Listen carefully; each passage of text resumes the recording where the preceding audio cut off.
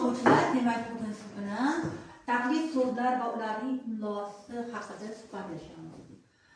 Demak, tabiatda tovushlar bor. Tovushlar turlicha. Insonlarga xos bo'lgan tovushlar va tabiatga xos bo'lgan tovushlar. Biz ba'zan ana shu tovushlarni ifodalovchi so'zlardan, ularga o'xshash so'zlardan foydalanamiz. Bunday so'zlar tirshnotlikda taqlid so'zlar deyiladi.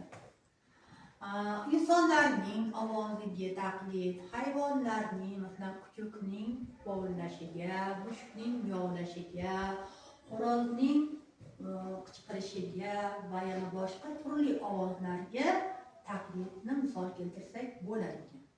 Bundan tashqari biz jonli va jonsiz barcha narsalarning tovushiga va holatiga taqlidni ham misol qilib keltirsak bo'ladi. Jonli va jonsiz narsalarning, insonlarning ovoziga va holatiga taqlidni ifodalaydi. Shunga ko'ra biz ularni ikki turga bo'lamiz. Tovushga taqlid so'zlar va holatga taqlid so'zlar.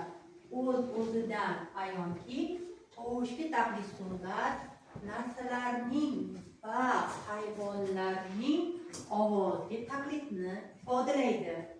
Masalan, duk-duk nimaga taqlidni ifodalaydi? Ular urishiga nisbatan qo'llanadi. Miyov mushukning ovoziga taqlid. Inga chaqaloq. Demak, tovushga taqlid so'zlar nima ekanligini tushunib oldingiz. Ana endi holatga taqlid so'zlar narsalarning holatiga taqlidni ifodalaydi. Jimir-jimir. Yetti jimirlashi. Yo'q. Qanday bo'ladi jimir-jimir? Suvning oqishiga, suv yuzida quyosh nurining akslanishi, yalt-yult, narsalarning sovulanishi, yal-yal. Bu ham narsalarning sovulanish holatiga taqlidni nima qilyapti? Ifodalab beryapti. Tushundingizmi? Taqlid so'zlar ikkinchi juft taqlid so'zlar va uchinchisi takroriy taqlid so'zlar.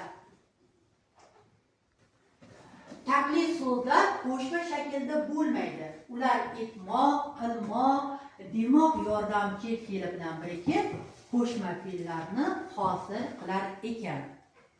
Qani sodda taqlid so'zlariga misol keltiringchi. Miyov, vov. Yaxshi barakalla. Yana ikki misol keltinglar. Yar, g'ir, shir kabilar. Shir. Juft takroriy so'zlarga misollar keltirishni davom ettiramiz.